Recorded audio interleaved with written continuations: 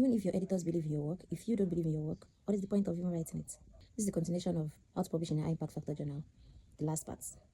Watch the part 1 if you haven't. So last time I mentioned that your editors are gatekeepers of your work, and they have to approve of your topic and everything, your proposal, your manuscript, for your journal to be published, for your work to be published in that journal. So now, aside from the editors, you also have to believe in your work, and also your co-authors have to believe in whatever you are doing. You have to find referees that would also believe in your work. So sometimes you can find referees yourself, or your editors can find referees for you. Publishing in an high-impact journal is a game of persuasion. You have to be able to persuade your editors that your work is important, and your referees that this is something that they can stand for. And part of persuasion is you being able to make your point very, very clear and concise for people to understand and get easily. So your persuasion has to show in these 5 aspects of your work: your proposal, your manuscript, your presentation, your cover letter, and your rebuttal. You have to ensure that in every stage, your persuasion is seeping through and they can feel it in your work. To persuade your editor to accept your proposal, align your aim with your editor's aim. Your editor's aim is to get a high number of citation and avoid negative press as much as possible. So you have to look at what kind of papers would get a high number of citation. The kind of papers that will get a high number of citation would be a paper that is useful, a paper that is important, and a paper that is interesting. So the usefulness of your research can be gauged by the result of your work. So the result, you can look at this with how robust your research work is. How is it adding to another body of work? What is it adding to it? Differentiating factor. To know this, you have to check body of works that have been done to see the gap that might exist in your research work. Or if you're introducing something new, you have to make sure that it is something that people really need and that is important to the research world. Let's say something has been done before and you're trying to improve it. You have to make sure you're able to prove the value, the efficacy of that thing, and if it even costs less than the previous one that was produced. So there has to be a particular differentiation factor that says, oh, your work is more important, or should I say, has a bit of value than something that has been done before. So if you're creating an improved version of something that already exists, you have to gauge the value of that thing that you have created.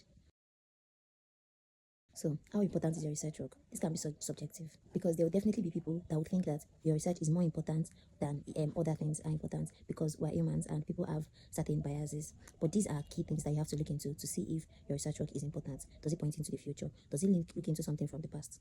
This means that you're very, very sure that it would open up new avenues of research in the future. And this is banking on your belief of your work. You have to have a firm belief in it that this is very, very important. And then looking into the past, probably you're creating something new from what has been done before. You're answering questions on something that has been said before. You are challenging ideas, theories, and you're forming new ones. And also, creating results different. You're just building something different from beliefs that have been held before, just due to the information that you have now and how you think that this will contribute to the world of research. And the interesting part of your research, it is important because we're all emotional beings, and people would connect to things that they find interesting. And it is not the main thing of your work. Still has to be very, very important. It still has to be useful. The interestingness is probably how you present it and how you're come and bringing your point across to make people understand it easily. Now for your proposal, this is the plan. What you want to do, how you want to go about it, what you want your editors to see. While trying to write your proposal, you can suggest referees that are personal friends to you, that are also in the research field. And very important to note, editing your proposal is better than getting to edit your manuscript. So please take a lot of time writing your proposal. Your proposal will teach you how to allocate your time and your resources. Be ambitious when writing your proposal, but still be critical. So you have to balance your ambition with skepticism.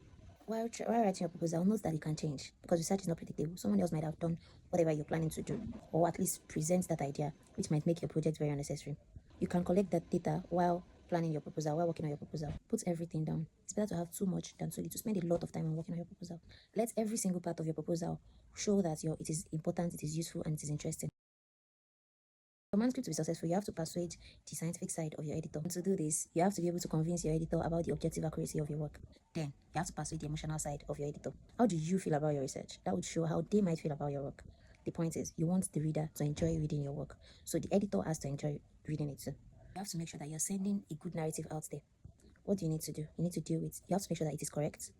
Your manuscript being correct is very, very important. You have to be accurate in all of your findings and all of your statements. Being correct means that it is defensible over future loopholes.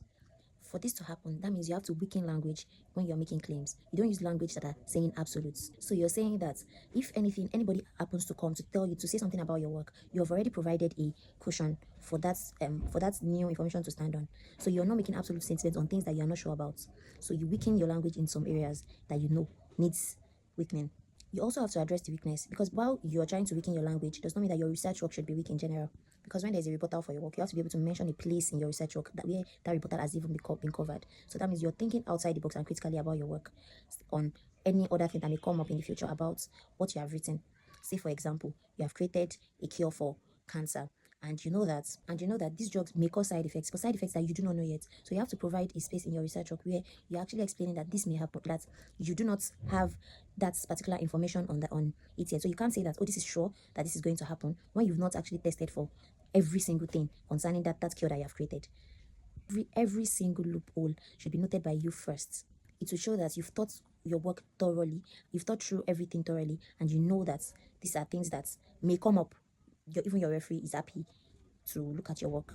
A manuscript has to have a narrative, a question, and an answer, and it has to be short, concise, and clear. You will state the question driving your research and the conclusion. I created an HPSS cure. Simple. While you may have other points, this main point must be what your research is standing on. What is it's a core point for your work.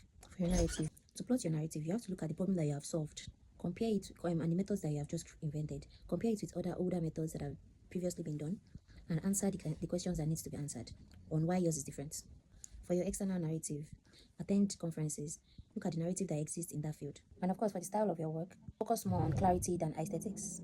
Use proper text, formatting, and color, and then the fonts. Feedbacks from your co-authors, take them very, very seriously. And now we move into the presentation. Your presentation is a performance. You are there to convince them to accept your work and see that it is important. It is for your manuscript to gain acceptance. So for your presentation, focus on correctness and your narrative. Sharpen your main points, exclude your weaker points, your slide design, your public speaking skills. Be memorable. Leave them with something. Probably, use a scenario. Use things that would make them easily understand what you are doing. Because the people that are listening are humans and they're emotional beings. So make it memorable. Don't be too gimmick. Don't use too much gimmick, but make it, interesting to want to hear and want to look at. Leave them in a way that they want to follow up on your work and see what else is coming next with your work. Take risk, make bold claims, but don't be sloppy. Always leave room for weakening your language, so don't forget. Then to your cover letter. Your cover letter should have the title of your manuscript. It should refer to authors. It should suggest referees. It should have a basic description of your manuscript and why the journal should accept it. This is your chance to state anything that is unique in your work. Your cover letter should show the editor that this is worth reading. Now to your rebuttal. Having the opportunity to provide a rebuttal shows that your work is being considered. So treat every single feedback seriously. And in the case where there are feedbacks that you think that is not adding to the body of work or to what you want your research to be, what you can do in that case is you provide a solution that aligns with what the part where you want your research to go. For example, if a new method is suggested to you, look critically into it and you think that, okay, this method is not something that aligns with your interest, what you should do is provide another method to them that you know would work for you. This means that you're taking into account the comments that they have left for you and you're ready to put in the work to provide other means that are necessary to make sure that the work is perfect.